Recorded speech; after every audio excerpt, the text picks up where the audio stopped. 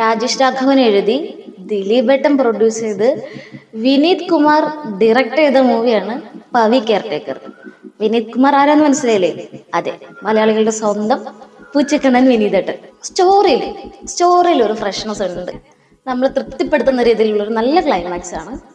ഈ പടത്തിന്റെ കഥാതന്തു എന്ന് പറഞ്ഞിട്ടുണ്ടെങ്കിൽ, ഒരു ഫ്ലാറ്റിലെ ഒരു കെയർ ടേക്കർ, അദ്ദേഹം ആ ഫ്ലാറ്റിനെ കെയർ ചെയ്യുന്നതും, പിന്നെ പുള്ളി ഒരു ഒറ്റാന്തടിയാണ്. പുള്ളിയുടെ ലൈഫിലേക്ക് ഒരു പെൺകുട്ടി വരുമ്പോൾ ഉണ്ടാകുന്ന ചേഞ്ചസും, അങ്ങനെ പുള്ളിയെ ചുറ്റിപ്പറ്റിയും ആ ഫ്ലാറ്റിനെ ചുറ്റിപ്പറ്റിയാണ് ഈ സംഭവം, ഈ കഥ മുഴുവൻ നടക്കുന്നത്.